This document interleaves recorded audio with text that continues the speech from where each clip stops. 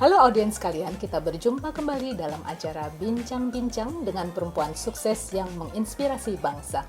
Tamu kita kali ini adalah Ibu Sakura Yuki dari law firm Hiswara Bunjamin & Tanjung yang telah malang melintang dalam dunia corporate lawyer. Mari kita sapa Ibu Sakura. Halo Bu Sakura, apa kabar? Kabar Sehat-sehat baik ya Bu ya? Alhamdulillah sehat-sehat selalu. Oke, kita langsung aja bincang-bincang ya. Boleh. Karena pengen tahu sekali ya bagaimana kita bisa meraih kesuksesan seperti Mbak sekarang ini. Bisa dicerita kenapa Bu Sakura tertarik ya di dunia hukum? Dulu sebenarnya pengen jadi dokter. Oh, pengen jadi dokter. Tapi Oke. nggak tahu kenapa akhirnya daftarnya hukum dan masuk hukum lah gitu ya. Nggak taunya seneng. Nggak taunya senang, kemudian juga bisa berhasil masuk ke suatu law firm dan bergerak di bidang hukum perusahaan, dan ternyata menarik dunianya, exciting, ya udah sampai sekarang. Nah, kalau di kantor Mbak sendiri, Mbak lebih fokus menangani transaksi atau bidang apa? Saya partner corporate dan tanggung jawab M&A, merger and acquisition, ya. Jadi banyaknya transaksi akuisisi, atau transaksi joint venture, usaha patungan, itu bagian saya. Kalau misalnya approach-nya sektor, nah ada sektor pharmaceutical, ada sektor healthcare gitu ya, ada sektor telekomunikasi. Nah saya itu memang bagian CTMT ini nih, namanya Telecommunication, Media and Technology. Kemudian Competition? Nah, saya juga berkecimpung di bidang persaingan usaha atau competition itu. Tantangan atau bisa kita bilang kendala terbesar ya untuk bisa sukses di corporate lawyer itu seperti apa sih Mbak? Oke. Mental kita untuk berkecimpung di bidang corporate lawyer dengan mengingat workload-nya yang cukup tinggi, deadline, dan kemudian kadang-kadang tuh kita tuh suka kalau lawyer M&A ya terutama, dari satu transaksi ke transaksi lainnya jumping around-nya kadang-kadang suka terlalu dinamis. Kita dalam suatu waktu bisa menangani misalnya banyak transaksi, bisa kayak 5 gitu transaksi, dan semuanya dalam waktu beberapa lama yang singkat gitu ya. Nah, jadi kadang-kadang lelah. Iya, karena industrinya beda-beda ya. Industrinya beda-beda ya, maksudnya tuntutannya juga tinggi gitu kan ya. Nah, jadi kalau misalnya si mental ini cukup kuat nih ya, biasanya lewat sih untuk akhirnya menjadi seperti saya. Mungkin 28 tahun kita mungkin mental saya teruji. Iya. Kemudian kendalanya lagi yang lain adalah untuk menjadi nyaman, untuk bekerja bersama supervisor kita, ya, atasan kita, ya. Kadang-kadang kita nyaman karena kita bisa lama di suatu bidang karena kita cocok sama bos kita. Teamwork ya Mbak ya. Teamwork gitu, timnya bagus, saling melengkapi gitu ya. Nah itu akhirnya bisa kontribusi, kita akhirnya bisa bertahan di dunia lawyering dan cukup lama. Mbak, kan banyak nih ya generasi muda nih yang tertarik di bidang hukum ya, tapi pengen cepet kaya nih. Tipsnya apa sih Mbak yang sebaiknya jangan dikejar uang akan mengikuti, seperti apa? Kalau misalnya semuanya dinilai berawal dari uang agak susah sih ya. Saya percaya bahwa tidak ada yang instan. Semua butuh proses. Apalagi profesi itu arahnya jam terbang. Jadi kalau jam terbang itu nggak bisa dibohongin. Benar sih, harus dilalui ya? Harus dilalui. Jadi kalau pesan saya nih untuk para generasi muda, sabar. Kadang-kadang kita kerja bukan karena uang. Kadang-kadang kita kerja karena kepuasan diri kita, kenyamanan diri kita juga dalam suatu tempat. Pesan untuk yang lain juga, saya sih percaya sampai sekarang ini, uang bukan segalanya. Iya Mbak ya. Lalu kalau firma hukum itu memang perlu berafiliasi ya, kayak firma hukum Mbak kan dengan Herbert Smith and Freehills ya. Jadi kantor saya Hiswara Bunjamin & Tanjung, memang in association with Herbert Smith Freehills. Memang kita berasosiasi dengan Herbert Smith Freehills. Herbert Smith Freehills itu adalah law firm di luar negeri ya. Tadinya ada 2 law firm itu, Herbert Smith dan Freehills. Herbert Smith Freehills itu dari UK. Freehills itu dari Australia dan mereka merger di tahun 2012 dan akhirnya menjadi Herbert Smith Freehills. Jadi kita anaknya blasteran UK dan Australia. Nah, kenapa penting juga nih berafiliasi ya dengan Herbert Smith Freehills ya atau firma hukum di luar negeri? Karena transaksi-transaksi kita itu banyak yang sifatnya internasional, ya. Yang berinvestasi di Indonesia itu banyak asing. Jadi akhirnya si asing ini cara penanganannya juga mungkin berbeda dengan lokal, ya. Dengan berasosiasi dengan kantor hukum luar negeri ini, jadi kita banyak justru menimba ilmu dari kantor asosiasi kita ini, ya, bagaimana serving clients dengan baik kalau clients itu misalnya asing atau sifatnya international transaction gitu. Nah, Herbert Smith Freehills ini udah ratusan tahun, jadi udah tua sekali, sudah matang. Ya, jadi in terms of presiden, experts itu ada semua di sana. Jadi akhirnya kita punya akses nih kalau misalnya ternyata ada transaksi internasional, misalnya joint venture lah gitu ya dengan investor luar negeri gitu ya.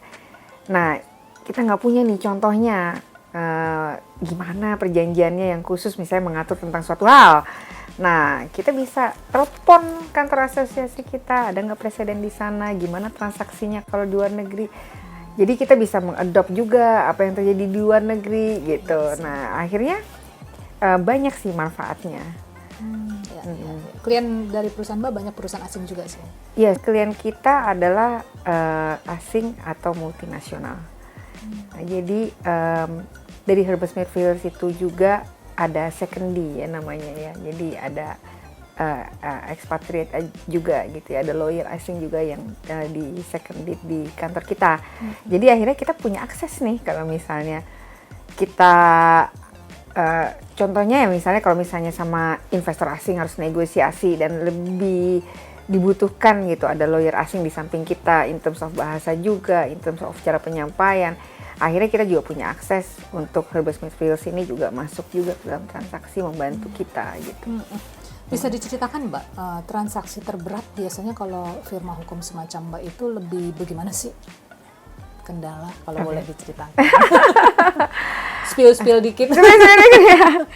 Sebenarnya kadang-kadang yang membuat berat itu adalah dibutuhkan inovasi solusi untuk klien kita, bagaimana untuk mereka menjalankan transaksi dengan struktur yang terbaik untuk klien kita sesuai dengan hukum yang berlaku, gitu. Trikinya kadang-kadang hukum itu tidak selalu black and white. Gitu ya, ada abu-abunya. Ada abu-abunya. Kadang-kadang belum tentu juga ada peraturannya. Akhirnya kita masuk ke ranah interpretasi.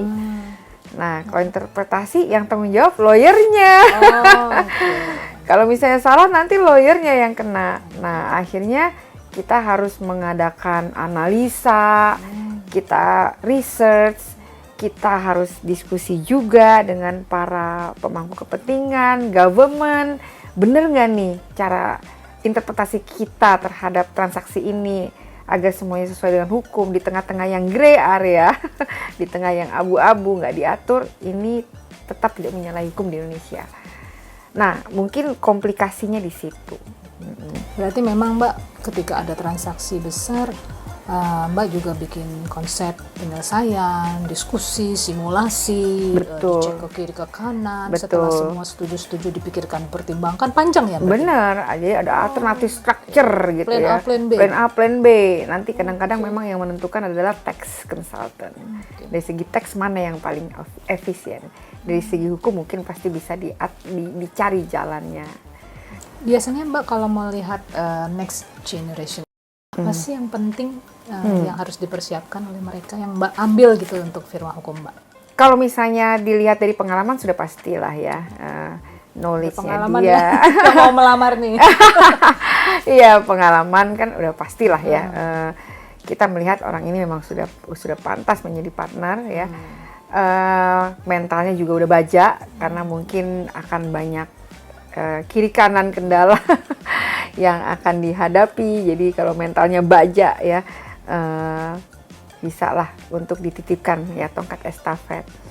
Kemudian yang ketiga adalah attachment dari si the next generation ini, dari si partner muda ini terhadap firma hukumnya sendiri. Ya. Kan banyak Mbak ya firma hukum ya? Banyak. Jadi ya kalau misalnya ada the young partner, dia merasa nyaman sudah misalnya di kantor saya ya, di HBT gitu ya. Dan ada drive dari dirinya, saya akan take care kantor ini juga seperti ini rumah saya. Pada saat itu dia harusnya sudah siap untuk menjadi the next generation di kantor konsultan hukum itu. Mencetak leaders itu tidak singkat, ya. Leaders itu bisa terbentuk bisa lebih dari 5 tahun agar dikenal oleh market. Jadi sangat penting regeneration itu. Nah, kantor kita sendiri dulu berawal hanya 5 partner ya, sekarang sudah 15 partner.